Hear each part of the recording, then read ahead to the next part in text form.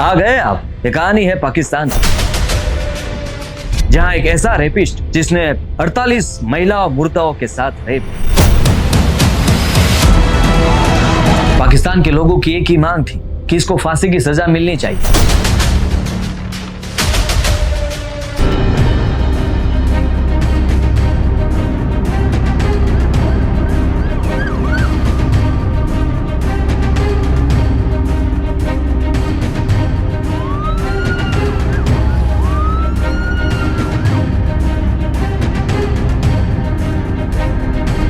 शुरू से शुरुआत करता हुआ था क्या, कैसे हुआ और कौन था वो। सरगोदा सिटी से एक लड़का जिसका नाम था रियाज, वो रोजी रोटी की तलाश में कराची आता है, जिसे काम करना था, अपने परिवार का ख्याल भी रखना था, इसलिए वो अपना सिटी छोड़ के कराची आ गया। कराची में वो काम ढूंढ रहा था और कई लोगों से मिल भी रहा था, लेकिन उसे काम मिल नहीं रहा था। वैसे में उसकी मुलाकात एक वजीरा नाम के लड़के से हो गई और दोनों ने बातचीत की। तो रियाज ने पूछा कि मुझे कुछ काम मिल सकता है। वजीरा ने बताया कि हाँ, मैं जो करता हूँ वो तुम भी कर सकते हो। रियाज को अच्छा लगा कि चलो काम तो मिल रहा है। रियाज ने पूछा कि वजीरा बताओ तुम काम क्या कर रहे हो। तो वजीरा ने कहा कि कराची में जो कब्रिस्तान है वहाँ पे मैं खुदाई का काम करता हूँ और कब्र पे पानी डालता हूँ। रियाज को अच्छा लगा कि चलो काम तो मिल गया, अभी ये काम सही है, यही कर लेता हूँ। तो वजीरा रियाज को अपने साथ ले जाता है, वहाँ पे काम देता है, दोनों साथ में काम करने लगते हैं और दोनों में अच्छी दोस्ती भी हो जाती है। वजीरा ड्रग्स एडिक्ट था। जी हाँ दोस्तों, उसको ना गांजा फूकना, चरस और सारे व्यसनी था वो। और रियाज वह जानता था कि मेरा दोस्त हर वक्त नशे में रहता है। थोड़ा वक्त बीता। अजहर के दरमियान कब्रिस्तान के अंदर कोई भी मुर्दा को दफनाने के लिए आते थे तो रियाज और वजीरा दोनों साथ में मिलके वो सब कुछ काम करते थे। और उसके बाद सब जब चले जाते थे तो रियाज ने कई बार नोटिस किया, देखा था कि वजीरा 3-4 घंटे के बाद फिर से उस कब्र को पैरों की तरफ से खुदाई करता है और पता नहीं वजीरा कब्र के अंदर जाता है। रियाज दूर से सब कुछ देखता था और वो सोचता था कि वजीरा आखिर कर क्या रहा है। एक दिन उसे लगा कि आज तो मैं वजीरा से बात कर ही लेता हूँ, क्योंकि दोस्त तो था। तो रियाज ने बात में पूछ लिया कि वजीरा एक बात बताओ। वजीरा ने कहा कि हाँ बोलो। तो रियाज ने कहा कि तुम इस कब्र के साथ करते क्या हो, मुझे कुछ समझ में नहीं आ रहा है। वजीरा तुम कब्र को दोबारा क्यों खोलते हो और अंदर जाके क्या करते हो। वजीरा ने उसके सामने देखा और हंसने लगा। रियाज कुछ भी समझ नहीं पा रहा था कि ये कर क्या रहा है और मुझे जवाब क्यों नहीं दे रहा है। फिर वजीरा ने अपनी कहानी चालू की और कहा कि देख दोस्त, ये बात मैं सिर्फ तुम्हें बता रहा हूँ और तुम किसी और को मत बताना। रियाज को लगा कि चलो अब वजीरा कुछ बोल तो रहा है। तो वजीरा ने कहा कि मैं ऐसा इसलिए करता हूँ कि जब भी कब्रिस्तान के अंदर किसी महिला को दफनाने के लिए आते हैं तब मैं हरकत करता हूँ। रियाज ने सोचा कि फिर। वजीरा ने कहा कि मैं उस मुर्दा महिला के साथ रेप करता हूँ।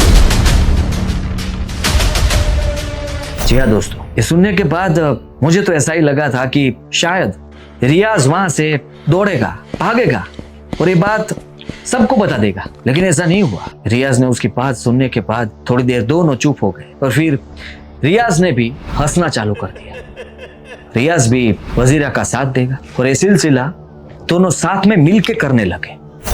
जब भी कब्रिस्तान के अंदर मैयत को लाया जाता था तो उस दोनों की नजर उस डेड बॉडी पे रहती थी कि कौन है उसमें, पुरुष, बच्चे या फिर महिला। उसको पता भी चल जाता था, क्योंकि पाकिस्तान और कराची में एक रवैया है, रवैया यानी कि चाल चलन। और जिसमें कोई महिला हो तो उसको दफनाने से पहले उसके ऊपर एक चादर ढक दी जाती थी, जिससे उसके रिश्तेदारों, उसके पड़ोसी, कोई भी मर्द उसको देख ना पाए। वहां से उन लोगों को पता चल जाता था कि आज की जो डेड बॉडी है वो महिला की है। और जैसे ही उसको दफनाने के बाद सब लोग चले जाते थे, 3-4 घंटे के बाद वजीरा फिर से पैरों की तरफ से खुदाई चालू करता था, उस कब्र को खोलता था और वो उसके अंदर जा सके उतनी जगह बनाता। पहले वजीरा जाता था, उसके बाद रियाज, दोनों बारी बारी करके मुर्दा के साथ रेप करते थे।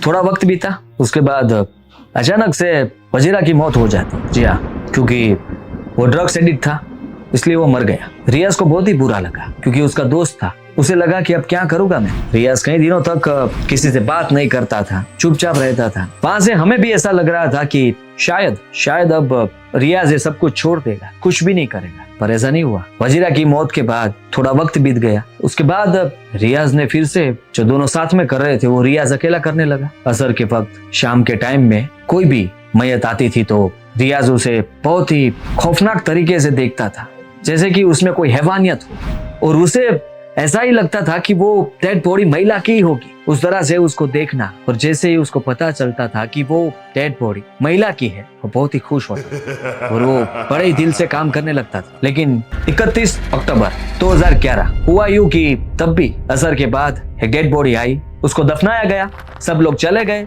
3-4 घंटे के बाद रियाज ने वही काम किया जो वो हर बार करता था। उस महिला की कब्र को पैरों की तरफ से खुदाई चालू की और इतनी जगह बना ली कि वो अंदर जा सके। रियाज अंदर भी गया, और हुआ यूं कि जो महिला के ऊपर चादर ढकी होती है वो कभी कभार कब्र को दफनाने के वक्त ऐसे हट जाती है, तो उस महिला का मुंह खुला था। रियाज जैसे ही रेप करने की कोशिश करे, उसकी नजर उस महिला के चेहरे पे पड़ती, उसके दांत दिखे, चमकते दांत। रियाज कुछ समझ ही नहीं पाया कि ये क्या हो रहा है। उसकी नजर फिर से उसकी आंखों पे पड़ी, उसकी आंखों में से एक ऐसी रोशनी निकली कि वो देखते ही रियाज घबरा गया, डर गया। उसको पता ही नहीं चला कि उसके साथ क्या हो रहा है। उसको ऐसा लगा कि शायद उसने कोई जुर्म कर दिया, अपराध कर दिया है। अब तक जो भी किया है वो सब गुनाह था उसका, और वो गुनहगार था खुदा का। रियाज पूरा डर गया था, उसे लगा कि मुर्दा भूत बन गया, और वो डर के मारे रियाज कुछ भी बोल नहीं पाया, और इस तरह से भागा वहां से कि बाहर आके वो सिर्फ चिल्ला रहा, बचाओ बचाओ। वहां के आसपास में जितने भी लोग थे वो सब इकट्ठे हो गए,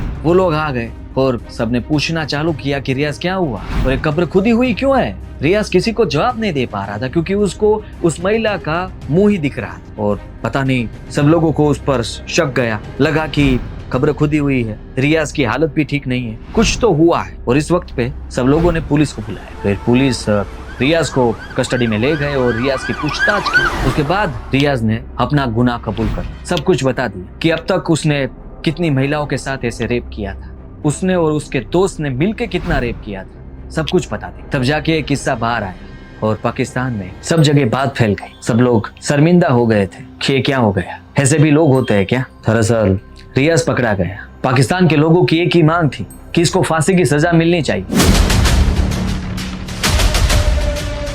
दुनिया में ऐसे भी लोग होते हैं जिसे हम जानते पहचानते भी नहीं, लेकिन फिर भी वो ऐसे क्राइम कर लेते हैं। आज का किस्सा यहीं पे खत्म करता हूँ दोस्तों, फिर से मिलेंगे नए क्राइम के साथ। Thank you.